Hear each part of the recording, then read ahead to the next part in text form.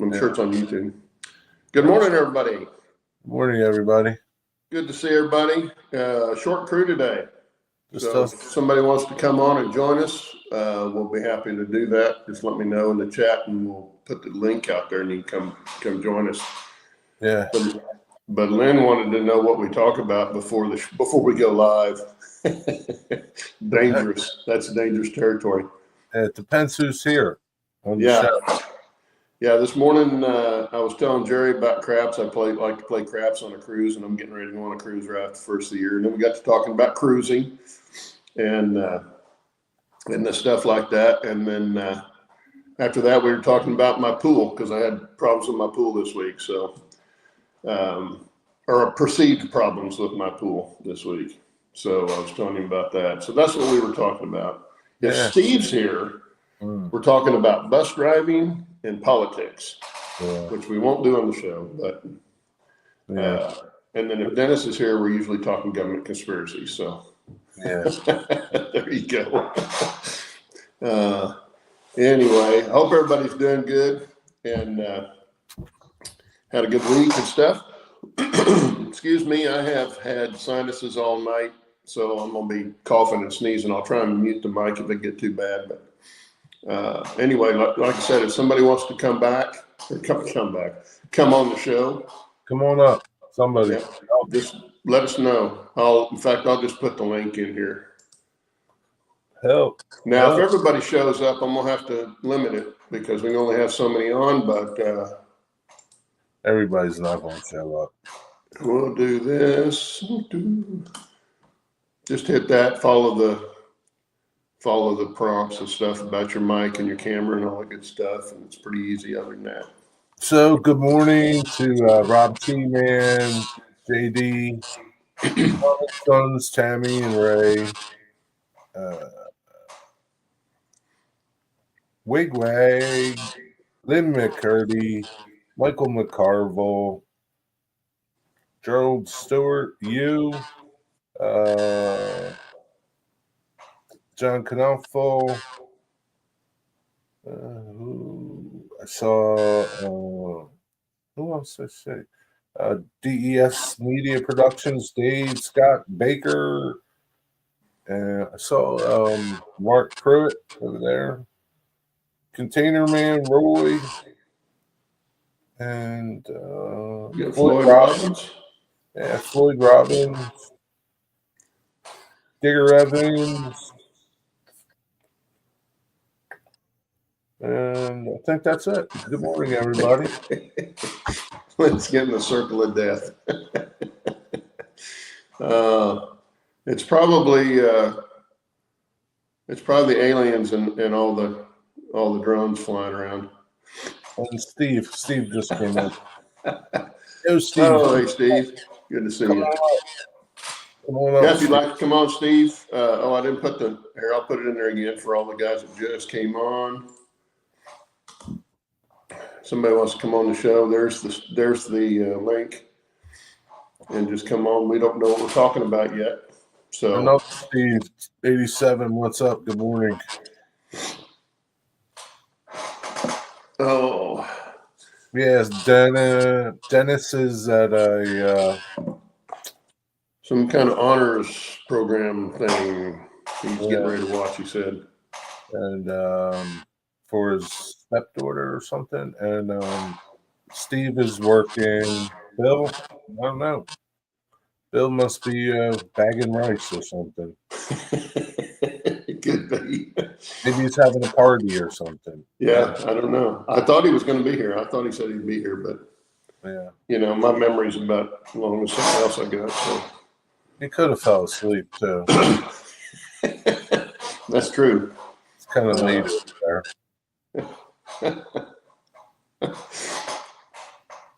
Oh, hey, there's Steve. We don't know what we're going to talk about. Guys. Good morning, Steve. I got something we can talk about. How many people in the chat have in the past a train around the Christmas tree? No. Nobody? How many what? I missed it. I was setting some audio stuff. said I was wondering, know how many people have a train or have had in the past a train around the Christmas tree. Oh, I have. Yeah, I had one in the past. We did made presents that were actually tunnels. Absolutely. Run through all the stuff. Caught me eating. Hey, Heath, Chuck. Dennis looks different this morning. Yeah. Good morning, Heath. Good morning, Chuck. Good to see you. Oh yeah, and everybody's saying they did once or did when they were a kid. Yeah. Well, I got my first train on Christmas. One Christmas. A Lionel. I had a Lionel, yeah. And I was not good to it. Because even I don't know how old I was. It couldn't have been more than 6 or 7. Probably not even that old. And there's only so many times you can watch it go on an oval, right? Before you start doing stuff to it. Yeah. My first train was my dad built a 4x8 layout when my mother was pregnant with me. So I literally grew up with trains, and my brother, who's like 4 years older, by the time I could start to appreciate the train, my brother was shooting at it with his BB gun. So, really? Yeah. And to this day, he can't hit diddly. So. Well, I got to where I was sticking stuff under the track to make it get over a hill, you know. It came down. And it's amazing, those old Lionels, it's amazing how high you can make it go in one spot and still keep it on the track. Really? Yeah. Now what you do is you end up bending the pins that are in the end of it. They end up getting bent, and then of course if you bend them back, they end up breaking off, and then they can't use that piece of track anymore. But oh yeah. Yeah, I was rough on toys when I was a kid. We were always doing something to them. You know, that's part of being a kid. Yeah, exactly. So Lionel was perfect. They were perfect trains for kids. In fact, we used to have a friend. Well, they were kind of our friends, but they were really best friends of my sister-in-law and her husband and my brother-in-law. And they would have everybody over for for Christmas Eve party.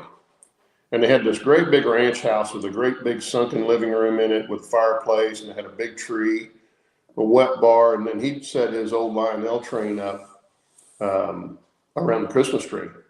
And it was a pretty good size. I think it was a square he'd make it out, and just let the kids play with it. He didn't care if it got tore up, because I think he knew they couldn't really tear it up. But yeah, that's a fond memory until they got divorced and party went away, but it was a great place to take the kids because there was a lot of kids there, and we'd sing carols and all kinds of stuff, but it was a lot of fun. But I'll remember that train being there all the time. Yeah, I still have my original Tyco 44 tonner. Oh wow! And that was the first train that my dad actually bought for me, and I was like 5, so that would have been circa 63-ish. Yeah, probably what, rubber band drive? No. It's a split chassis. Hell, it's packed away. It's out in the shed, but that thing is indestructible. It's cast. All right, it's die cast. Oh, okay. It's all metal. So. Hey, good morning, Dave. Morning. Morning, Dave. Hey, Dave.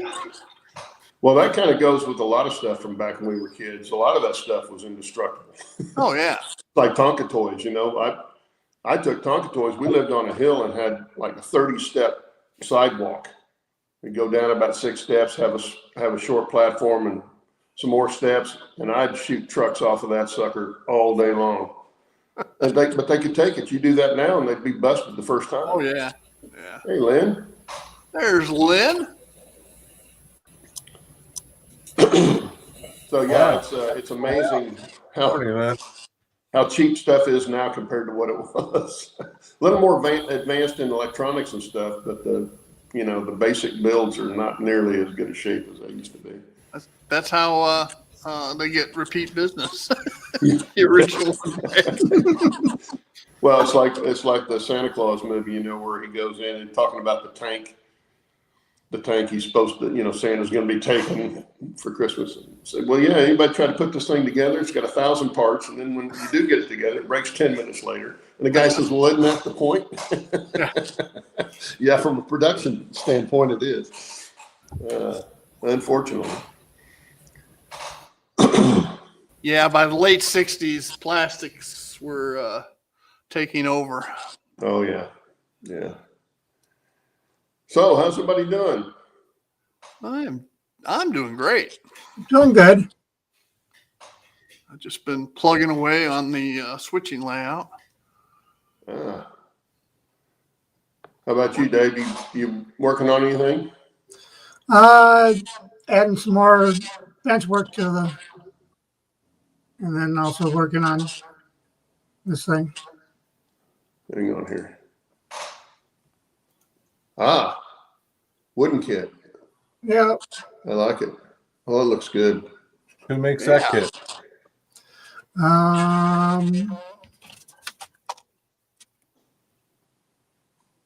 Sandy River Railroad Work Boots. Yeah, I never heard of them. Yeah. I got it off an auction. Is that HO scale? It's ON30. Oh, 130. Okay. Thought it looked a little bit bigger than HO. Yeah. That's about it. See Steve's Well, that's more than comment. I've worked on the last 2 weeks. Did you see Steve's comment about putting a Lego train under the tree and imagine building that every year? Oh, no. No. I'm at the age now where if I don't see another Lego, I'm just fine with it. My feet are a whole lot better than they were 20 years ago. Yeah, my feet hurt bad enough without stepping on those. Oh. But yeah, Legos and little plastic army men, or die-cast cars. Yeah, little Any of those, matchbox cars. Those were midnight landmines. Oh, yeah. Absolutely. Hey, Brian's here. Good morning, Brian. Hey, Brian. Good morning, Brian. Hey, Brian. We lost When? Lynn. He was having a connection problem, I think, earlier. Hey, Brian, if you want to come on, there's a link. We're just kind of having a coffee table chat, so to speak. Oh, that's nice. I like that, Steve. Yeah, that's one side. That's the westbound track platform. Nice. I still have to put the shingles on it. Your oil tank there looks a little weird, but Yeah, it's a rosin. It's not oil. It's rosin. Oh, it's rosin. Okay. Dennis wanted to know if that was beer. It could be. Yeah. Hey, Dennis, it's not my layout. If it's my layout, it's going to be beer. I've got a beer fridge, so Yeah. I'm always stocked beer and bourbon. There you go, Steve. We're copacetic, dude. Although I haven't had any bourbon in a while, but my daughter, my oldest daughter, is marketing manager for a bourbon distillery in Kentucky. So, which one? MB Rollin. MB Rollin. They are craft distillery, I guess you would call it. A lot of those, yeah, small batch place. Yeah, it's growing a lot. Is it? Yeah. Well, that's yes, that was my switching layout, Dennis. Yeah. That's the big thing now is craft beers and craft liquors. Right. And they distill not only bourbon, they do all different types of whiskeys. They do. I would call it tequila, but apparently you can't call it tequila unless it's distilled in a certain area of Mexico. Yeah. Mexico. So they call it an azul. Yeah. It's like champagne can't be called champagne unless it's in the certain champagne area. Sparkling wine, right? Yeah. Mm.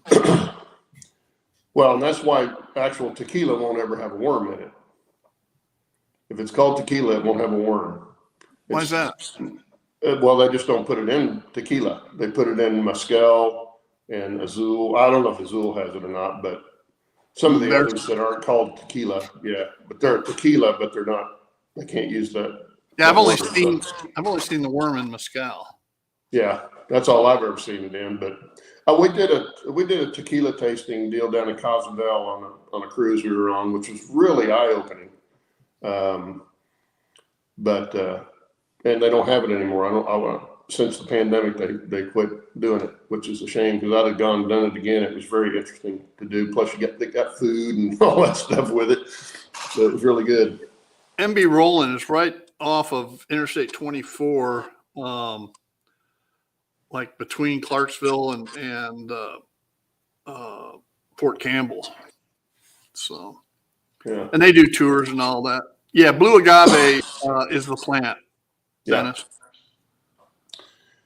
And they can grow it anywhere. I mean, they can use it on any of those, and that's where you get the better tequilas that are 100% agave. Theirs is 100% Blue Agave, and man, I'm not a tequila guy. Matter of fact, I really don't like tequila, but when I tasted theirs, I'm going, that ain't bad. Well, that's the way my wife was for years. She hated tequila. And we go to a Mexican restaurant here in town that makes a really good margarita. and it uses 100% agave tequila.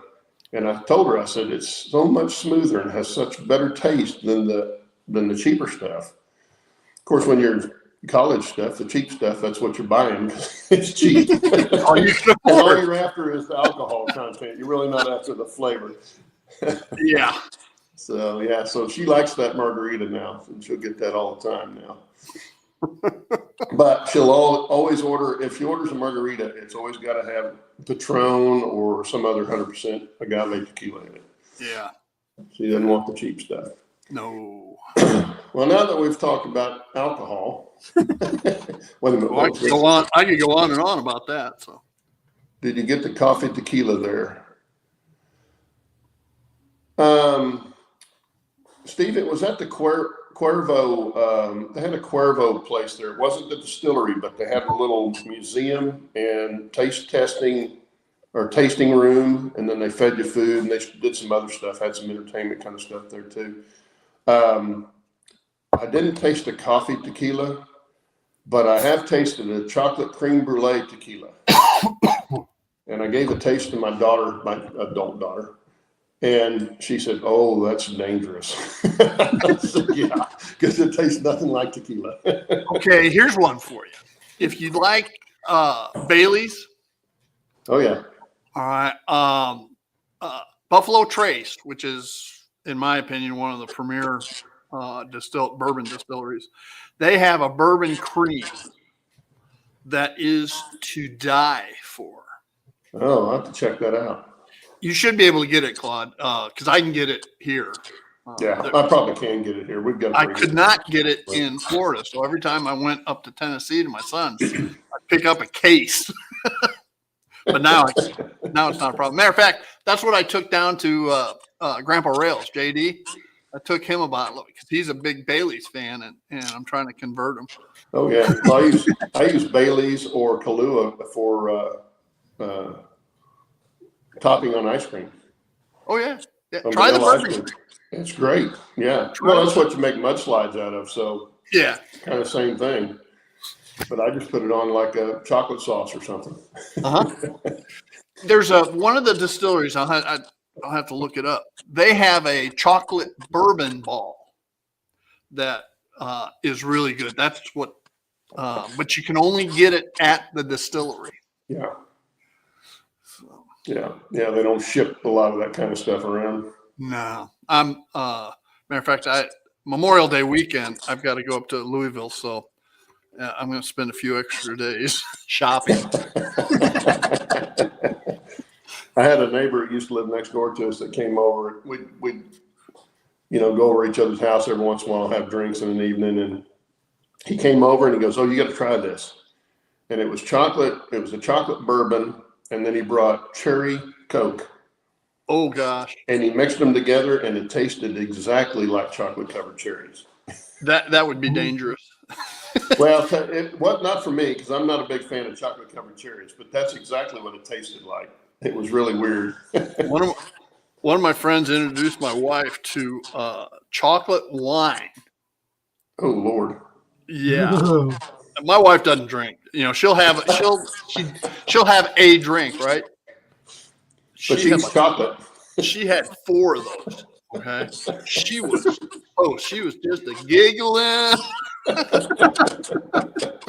It was hilarious. Yeah. Can we get that track? Lynn says he's a Malibu rum guy. We're going to find everybody's vices here. Yeah. Christmas gifts.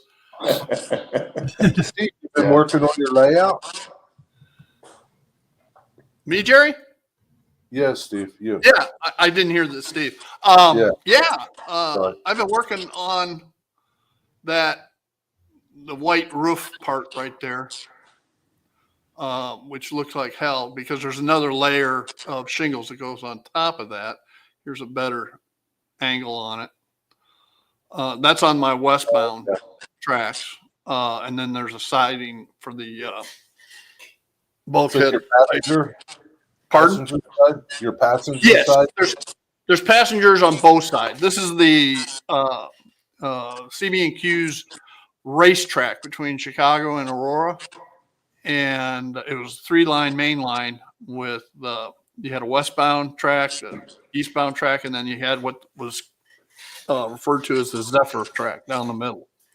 So where that resin bottle sits will be another canopy behind that fence. All right. And I just put the lights in. Alexa, up or off? Okay. And here in about 30 seconds, the lights will come on. While we're waiting for that, here's the other end looking towards the wall and then looking back from the wall. With the lights off, it doesn't show very well. After the lights come on and I turn them off, I'll show a different view. All right, let's go back here now. I've got that same flat there, Steve. Where was I? This here? Yeah, that one there to the left. I've got the same one on the lower level on mine. Yeah, from PTH or PGH, Yes. whatever. Uh-huh. Yeah, I bought that one and I saw how he made it. And I thought, well, that's pretty simple. Well, yeah, that's what I do too now. So I found my flats, printed parts and made them myself. They're real easy to make. I'll show you one I have on the layout that I made based on a picture that Jason, the train freak, gave me. Mm-hmm. Alexa, light up or on? Okay. And right here, behind that flat car, that Oh, okay. Yeah. the lumber. That's actually that's a flat. The dock is 3-dimensional, but the shed That itself, shed is flat. Yeah. that's pretty flat. cool. Yeah. Yeah, that's pretty neat. It don't look like a flat. And I found a way of making those flats look a little more 3D on some of the warehouses, like the one you've got there to the right with the green dumpster in front of it. Uh-huh. I had some that, now the doors weren't up high like that. They were down at track level, but I would cut those out and paint it black on the inside and then put some, maybe put a little bit of detail inside and put a light inside that. So it looked can like also the door put- was open. Yeah, you could do like an interior back there.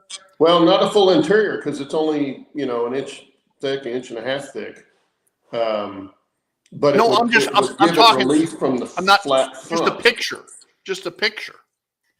Oh, Oh, yeah. no, the ones I was doing had a foam board on it, but, Yeah, that's what I'm saying. You cut the foam board away. You yeah, add a dock, one of the Walther's dock details, so it yeah, protrudes out a little bit. But then on the back side of the foam, you put just a printout of the interior of a warehouse or whatever. yeah, something like that, yeah. And maybe And a then you have detail or two your right in light the that you were doorway. talking about embedded in the foam, and that looked really cool. Yeah, and if you put a light back in there behind it, then it lights up inside and it looks really good Yeah, for no deeper than it is. yeah. I even on my regular buildings, I will put a picture behind the front glass of the interior of a bookstore or a bar or whatever, and then put a light behind it, and it makes it look like you're looking into the interior. Because it bothers me when I look into one of my buildings and I see the inside of the model. So I either put one of these interiors on, or I will put a matte finish on the glazing, the plastic glass, Mm-hmm. so that the light will protrude out. It's a window there, but you can't see in and see all the wiring and all that kind of stuff. Yeah, yeah. I do some of that, it just depends on how far along I want to go with it. Like I did a full interior on Lily's Pleasure Palace on my upper deck that I just finished. Guys in there playing pool. I had a pool table and guys playing pool, and that's people standing around and a waiter coming with a tray of beer and that sort of thing. So I did put that in there because it's up at eye level. So a lot of those buildings have interiors. Steve 87 PSAP wants to know how they pick up the dumpster. And the answer is they don't. That's just in there as a placeholder. All right. That's not where it'll go. That'll actually get more scenic. I haven't started scenicking west of the Fairview intersection. So, like I said, it's just there for a placeholder for now. I got a crane back there. I got all kinds of stuff up there that Steve, won't stay there. Steve, Yes, sir. Steve, where you are physically right now is where your trains are? Yes, it's right above me. Oh, okay. Okay. Well, not above me, in front of me, Yeah, but up yeah. high. Like a shelf setup. Yes, it's a shelf over my workbench. Gotcha. It's 12 feet long and 18 inches deep. So point to point?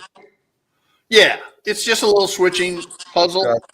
Gotcha. Until I get a big shed out back. Oh, you're going to do the shed too. Yeah, I wanted somewhere to be able to run trains and model and do all kinds of stuff. So that's what I went ahead and built that. And it's really a testing out some of the things I haven't done before. Like I haven't ever done block detection before. So on this layout, I have block detection. That's the panel, electronic panel that I can bring up here in front of me, but also over on a tablet. All right, so that when the layout's turned on. So is that JMRI? Yes, that's JMRI. And so now I can just simply come and I'm trying to think, flip switches. I keep going to the wrong place to do it. All right. When it turns orange like that, then it'll be. Yeah, I just heard it go. Yep. Yeah, that's cool. What do you use for switch machines? I use Smales, which are tortoises that have a DCC decoder built into them. Okay.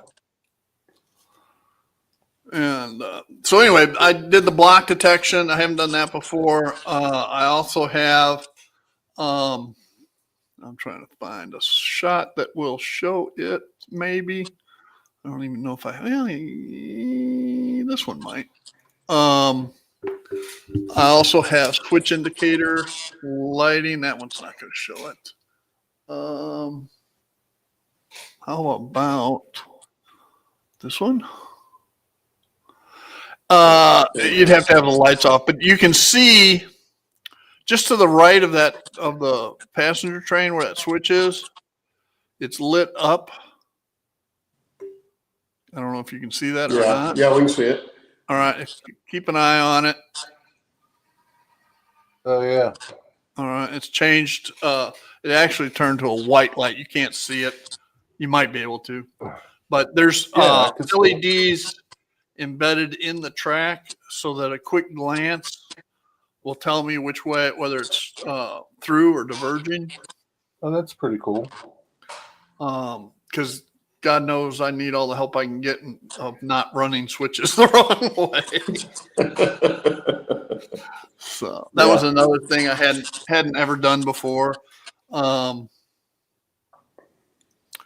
to think. I think there's a couple other things I haven't done. Oh, the center track of that 3-track main line is switchable from the layout to a motorman, so that a train.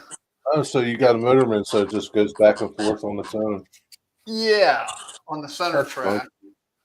Let me make sure everything's out of the way before I turn this thing on.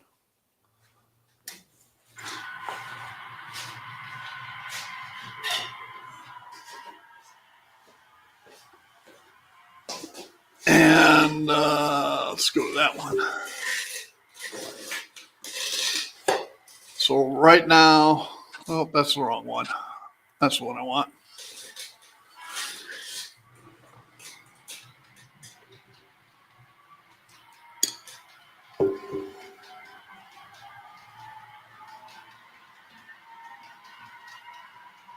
So how long is this? It's 12 feet. And it'll just go back and forth. I have it set to pause for, I think, 15 seconds at each end. And the motorman is set up where it will automatically, when it switches the decoder's direction, it will sound the horn.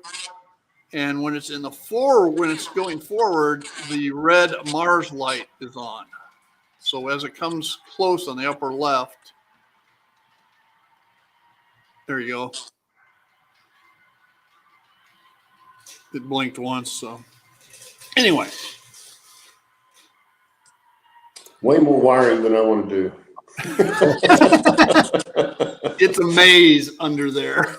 Well, Oh, I know. The track part, the track and the turnouts and all that was not bad.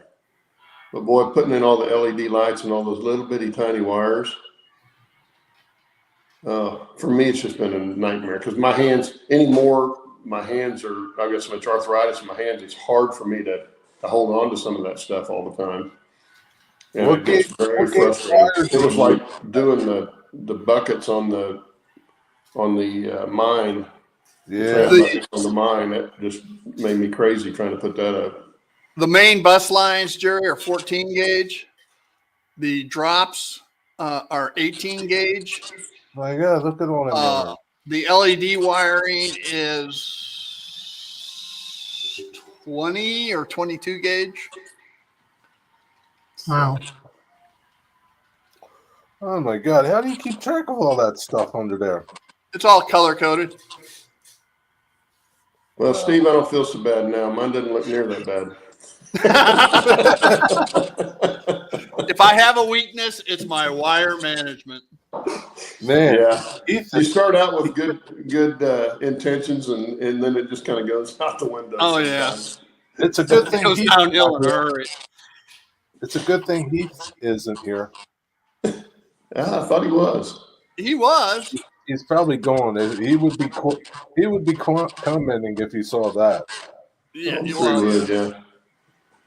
Well, and He then is, see, then Dennis puts his pictures of his wiring up, and it's like, that's where you can tell how anal that boy is about what he does. Yeah. It's going to be just right, or he's not going to do it.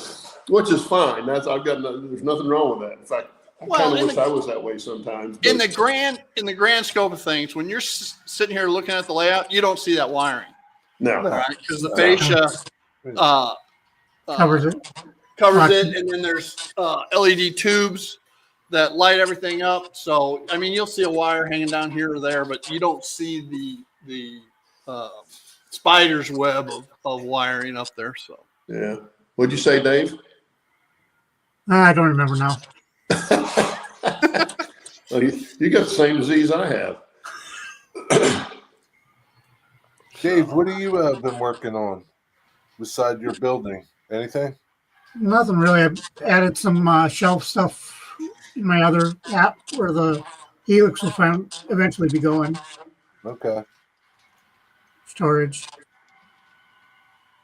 Now, is that your layout behind? That's the bench work for it. It's not. There's nothing on it yet. Gotcha. It's a Well, there's mess. lots of stuff on it. Yeah, there's lots of stuff on it. That's the way my layout looks most of the time. That's how everybody's layout. Yeah, Uh, but yeah, that's a bench work for the layout eventually. Good yeah. morning, Todd. Good morning. Hi. That seems to be a problem too sometimes, is our planning in our mind goes a lot further than what we end up actually getting to. or At least for me it is. my problem is always I plan this thing, and when I get to doing it, it won't fit. Well, that's one of the reasons I get a general idea of a track plan that I want, and then I start building, and it evolves as I build, which is not always a good thing. When I have to do a track plan for the shed layout, all right, just so I know how to build the bench work, all right, but I am not going to include any of the sidings and let that part, as things seem to fit and make sense, I can always add the switches in as I'm building. So this one I had a track plan to build to, and it was pretty close. I got pretty close to what the actual plan was. I had to move a couple switches a little bit because the way that I have the crossovers working, the switching wouldn't fit where I wanted it to fit originally. Yeah.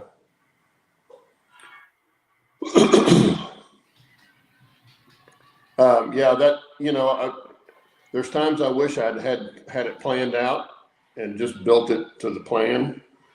And times I wish I'd have built a lot smaller than what I went. But my main thing was I wanted, when somebody walked in the room, I wanted that central scene. Right. That everybody would go, wow, that was kind of what I was after. And of course, liking the mountains and stuff. And I'd seen layouts where they'd have the mountain that would be above your head, but it went all the way down to the floor. The scenery all went. That was my original deal, but I couldn't do that because I didn't have enough aisle space. Yeah. My layout won't be. Those are what you're talking about. Looks really cool. My layout isn't conducive to that because there aren't too many mountains in northern Illinois. Yes, I understand, but it makes for a little easier track planning. Oh, there I go again. I'm a little twisted. See if it's back this time. Yeah, There you are. yeah, it makes for a little easier track planning and stuff when you're on a flat surface, or mainly flat surface. Yeah, it's going to be 2 layers with 2 decks with a third staging deck down below eventually. So, and then it'll have a city scene with the L tracks running through it, and 2 of Chicago's main terminal stations included. So it'll eventually start. I'm about 2 years from starting, I think. Sounds ambitious. Pardon? Sounds ambitious. Yeah. Got nothing else to do. uh, It'll keep me on my wife's hair. So yeah. Trying to see what everybody's talking about in chat. Are they talking about drones? yeah. Yeah, Yeah, sounds that's one about of the that. reasons I got out of RC airplanes, because the FAA started getting involved with guys like me that weren't doing all that crap. But there again, that's politics. I'm not going to get into that. So that's when I went back to trains, Yeah. and that I could do on my own. Nobody's going to mess with me except for my wife. So Yes, Claude, Rick. Claude, do they still fly a lot down by the field by you? Oh yeah, Yeah, yeah. They just had their Warbird event down there. still 2 weeks pretty ago. active then. Yeah, There's a big. They range. When I was president, we had about 200 members. Right. One of the 3 years I was president, and the other 2 years we had over 150 each year. So they usually have well over 100 members every year. Now I haven't gone down there and talked to them. Now I played golf with a couple of them every now and then, but we don't talk about the RC stuff. There's a big club here in Oklahoma City, the Torques, Oh yeah, yeah, and they've got a field out at Lake Hefner Park. yeah. And There's clubs all over the state. But we used to go to stuff. I mean, I went as far as Dayton, Ohio, to go to the Wow. Dawn Patrol fly-in there, because I did World War I stuff. Ooh, cool. Went up to Owatonna, Minnesota a couple of times, flying some Warbird events up there. Went down to El Reno a bunch and flew down there. Okay. A club that used to be there's not there anymore. I built an RC plane way back years and years ago, and it went up and it came down. Yeah. Well, that was my stringline, or fly-by-wire plane that I taught my dad into getting me. And what it did, went up, down, and that was it. I bought one for my son, and he and we lived on a cul-de-sac here in Oklahoma City, as I do now. And he and I were flying it, and the oldest daughter came over, and she wanted to try it. So. Yeah, it's a little bit of a learning curve. Now the radio control, I think, are a little easier to deal with, and the electronics they've got now are so much better. But because when I started, they were still doing 72 megahertz, and you could jump on somebody else's channel and you'd kill them. Yeah, you'd kill them or kill their plane. But that was the motto in RC airplanes was there's two kinds of RC airplanes: those that have and those that will. So you rarely retired an airplane that didn't crash. We called it re-kitting it. But the other reason I got out is that they started getting so many of these Chinese imports that are, foam airplanes that guys can go down and buy for $100, $150 and go fly. And they don't care if they crash it because it didn't cost them hardly anything. I was building quarter scale and third scale. Lynn says he's got a couple kits. Lynn says he's got a couple clubs down the street from him. Yeah. One's called NASA and the other one's the United States Air Force. Yeah. Well, we lost Jerry. You see that? Where he went. Anyway. Yeah. Yeah. How do they do the jets? Steve 87 PSAP said he wanted to do jets. I've seen them.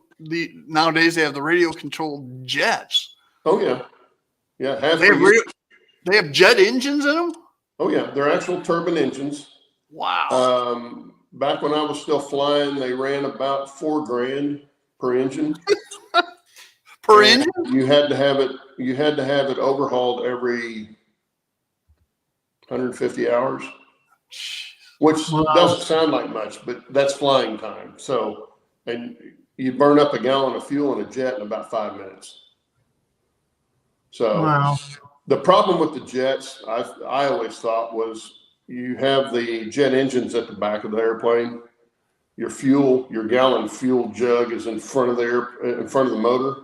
So if you nose it in, it's a fireball. A gallon? Yeah. most of them would have at least a gallon. Wow. Depends on the size of the jet. Right. But yeah, most of them would have at least a gallon. And yeah, they make a pretty good fireball because if you nose one of those in, that motor's heavy, it goes right through And hits through that. the gas, or not the gas, usually kerosene, Right. something like that's what they're using to burn. But yeah, they're an actual jet engine. There was a guy in England that built one, 27-foot span B-52 that had 8 turbines on it. Wow.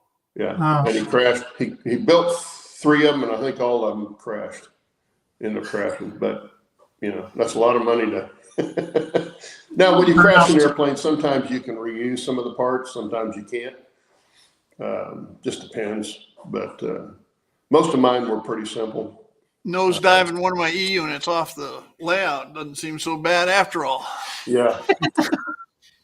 Yeah, well, any kind of hobby like that that's niche kind of clientele to it is going to be a lot more expensive. And building airplanes like I did, that was my main enjoyment in the hobby, was putting the airplane together, building the thing. Flying for me was, if I fly, I fly. But it was building the airplane, going to the shows, and hanging out with the guys, and shooting the breeze with the guys at the field. That was my enjoyment of the hobby. And building an airplane like that, especially a third scale airplane, it's a labor of love. It's kind of like building a layout. It's definitely a labor of love because it's not inexpensive. Do you miss the RC hobby? No, not really. No. Not really. That's one reason when I got out, it was when I decided to get out mainly because of the FAA. The other part was a lot of the guys at the field, you couldn't keep them within the safety rules. And I just got tired of fighting them. And so I got out, because you take a quarter scale airplane and it could weigh 25 pounds. And you hit somebody with that, you could kill them. Do damage. You could kill them. We had one guy burn up his truck because he was flying with the LiPo batteries. When the electric started coming in, he had crashed the airplane. The LiPo battery was, he took the LiPo battery out of the wreckage and he just threw it in the back of his pickup truck. Well, LiPo batteries are very, very dangerous. That sucker caught fire, and burned his whole truck up. Wow. Yeah, like a 2-year-old truck, and burnt the whole thing. So yeah, there was a lot of safety stuff you had to pay attention to. And then when the drones started coming out, we finally made a rule that you couldn't fly it at the field, because these guys were flying that would take the drone, set it down on the grass, and hit a button, and they could program it to go 3,000 feet straight up. Well, you can't see it at that height. If it's this big around, you can't see it at 3,000 feet. But it could be in the way of aircraft up there. And then to get it back, all they got to do is hit the return button, and the thing would come right back and sit down within 2 or 3 feet of where they were. They're probably better than that now. Now, drones are great for videoing, if you're going to take pictures and stuff like that. But too many of these guys are flying like in New Jersey, and you got too many commercial aircraft and private aircraft out there that you're becoming a danger. But you don't have to actually be able to fly it. All you have to be able to do is get one that's got a computer program it, and you can program waypoints, and it'll go fly that and come back to you. Yeah, my neighbor down in Florida had an app on his cell phone that he controlled his drone. Now he had some kind of license. Well, yeah, the FAA required you to have stuff, and of course in the AMA that I was in, which had been around since the late 40s, we policed ourselves, and you had to have insurance to fly at our field. We had a group insurance, all that kind of stuff, and you had to be a member of the field. And we'd fly our airplanes within line of sight. So they were never out of our sight unless the radio went out and then it kept going. You may lose it that way. But they're not going to fly, 20, 30 miles away somewhere. They're going to stay pretty close, because once they lose radio signal to what you're doing, They may level out a little bit, but they're not going to be controlled, and they'll eventually go in. So It would that was behoove always you my to biggest fear maintain was- control, wouldn't it? Do what? It would behoove you to maintain control. Oh yeah, that was always my biggest fear is it going out, and I had a couple that did that. Luckily, both of mine crashed on the field. One of them right behind me. It was a 25-pound airplane. It hit the ground. Yeah, sounded like a car crash. And it landed. It hit maybe 10 feet behind me. But I was trying to save it because I was fighting it. I had well, it's a long story, but I had a servo it was a vibration issue that I wasn't aware of. And it started making the airplane get real erratic. And I was trying to get it down to the ground. We were at a fly-in in Guthrie.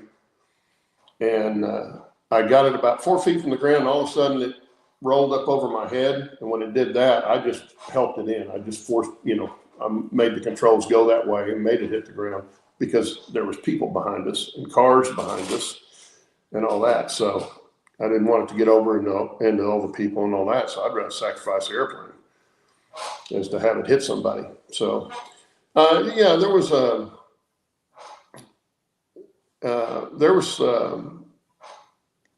lot of issues with it that you had to be aware of, safety issues mainly. But anyway, enough of the RC stuff. But yeah, the building of the airplanes was a lot of fun for me. That's what I get, and that's most of what I like about model railroading is the building of it.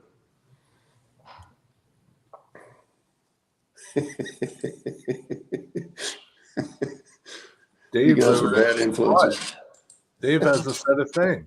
No, Dave's quiet. He's just watching. He's just laughing at us. It's just that Steve guy. I guess. Well, I told the guys at our RC club, I said, when the drones started getting real prevalent, I said, they're going to end our hobby because the government's going to get into it because you know how the government is. They get a problem, they throw out the whole barrel of apples. They don't just find the bad apple. They throw the whole barrel out. And that's basically what they've done. They started requiring all this stuff that we had to have, radio ID stuff on our airplane and stuff that was costing money. And no, we flew within line of sight right here, We weren't drones, but they didn't separate it. It was all the same to them. Heath, are you going to live stream your op session today? Just inquiring minds want to know. Apparently, Hugh Jasserole takes exception to us talking about alcohol at the beginning of the show. So, oh well, we're all grown-ups. I'm sorry. Yeah. It's not trains, but Hey. Oh, what time is what it? it I'm is. not even watching to see what time it is. We got about 7 minutes left, guys. Cool. Anything else you want to add, Dave? No. You're as You bad sure? as You're a bad influence, Yeah, Jerry's sitting there all day too. I'm sorry. I just no. Oh yeah, if you want to say something, just Heath, pipe what in. time is your op session tomorrow? You going to stream it? No, that's what I asked him. He's got too many other things going on. And not Rut. Somebody asked if he was going to use JMRI. No, he's going to a card system, according to his video, his stream on Wednesday. So,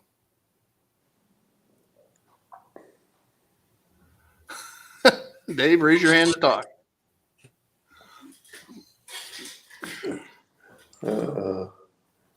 Anyway, so Here's Roy. He's got something to say. The other three talk too much. Dave, raise your hand. Talk. Yeah. It's fine. Dave is our calming influence, even though I don't know how he can be a bad influence, but oh well. Well, it's like Steve saying I talk all the time. Yeah, and Steve doesn't say anything on the show most of the time. But you don't see him before the show. That's why he doesn't say anything during the show, because he's too tired to say anything during the show. He talks a lot before. Yes, he does. And I hope he sees this too. We'll teach him not to be here. Yeah, he sits back all calm, right? Yeah. Well, he's usually watching chat. Yeah. I don't even think he listens to anybody on the show. And Dennis's daughter's graduating. Did I see him post that earlier? Yeah, Yeah. something like that. I guess Yeah. that's where he's at. He said he was getting ready to watch an honors program, and I'm guessing he's done with that, or surely he wasn't posting on here while he was there. I wouldn't place money on it. No, I wouldn't either. I wouldn't either. And I don't know why Dave would. I mean, Bill wasn't here today. I thought he was going to be here too. So anyway, thanks guys for coming on, because Yeah. No problem. Hey, anytime. Jerry and I would have gotten boring really fast. When you suggested I come on, I was in the other room, gonna eat a bowl of soup. So, but it's reheatable. So hey. There you go. Oh, now my dogs are starting to bark. Appreciate you coming on. Hey, anytime. I got something going on out here, guys. Excuse me for a minute. It's a fight. It's a brawl out there. Something going on. Yeah. So Jerry, what's the progress on your layout? Nothing much. I mean, I'm just I need to cut my homoso to put my deck down. That's about it. You know, it's just I don't have time. I can't find any time to go do that. It's over at my shop, which is not here. So, but yeah, so I'm just busy. But yeah, sooner or later I'll get over there and get it done and start working on my track. Oh, Jack, my wife set the alarm off for the house. She didn't know. Oh, Jack, I think I have one on JMRI switch lists. I know I've done videos where I've used them. So, I mean, that's what JMRI runs everything here, and I have multiple different trains I can run and operate, and it's all electronic on the tablet. So, actually, I have two tablets, or I can do it on the computer itself. One tablet will show the layout, all right, the panel, and then another will have a switch list. And if I am, hang on here a second, I will show you a quick example of, I don't want cars. That's not what I wanted. Jack's going to go to JMRI. I think he uses it.